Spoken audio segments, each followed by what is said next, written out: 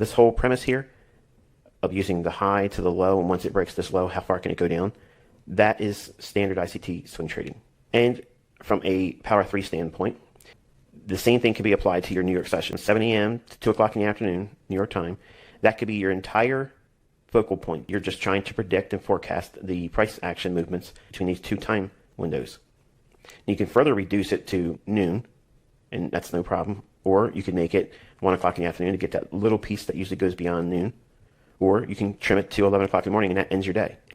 Or you can simply say, I'm going to treat the New York session like the Power 3 is for the daily range. When I'm in a bearish market and the market starts to rally up to a level I anticipate shorting at, you can visually represent the New York session or New York kill zone in the Power 3 perspective I teach when it comes to the full daily range.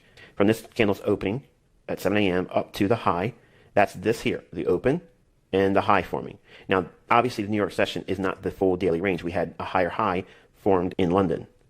But if you're not going to be a London trader and you're focusing on a real easy schedule to work with, New York session, you can treat the daily range the same way inside of the full daily range. So the opening price here at 7 a.m., we anticipate a rally up. That's classic ICT Power 3. Market retraction, Judas swing, and they reverse it. And see a break in market structure there. And you start attacking this low and then picking up any of your bread and butter exits.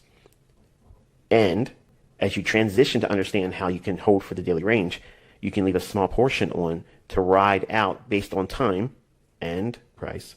Time is the first element. You have to submit to that. What does that mean? Well, if you're bearish on a particular market and you think it's going to go lower, try to aim for 10 o'clock to 1 o'clock in the afternoon New York time. That window of time is when usually the market will reach into that time window. How long can the candle expand on the daily range? Well, ideally between 10 o'clock in the morning and noon, and as late as 1 o'clock in the afternoon. But it's very, very rare that 1 p.m. is ever utilized. But you can see the Power 3 ideal scenario, the delivering price as we expect on the daily range, is the same way here. We're waiting for a particular price movement that would be above the opening price at 7 a.m. It rallies up, creates a Judas swing, optimal trade entry into a PD array that is a premium. We anticipate the market turning and then delivery on the downside goes down to our projected low, and then we would anticipate, based on that price level being hit and time of day during that London close time period, that would be the cap on the daily range. So when it trades down there and at that time of day, we would reasonably expect to see what form? This price movement here, the retracement off that low and closing out our session close, which is 2 o'clock in the afternoon.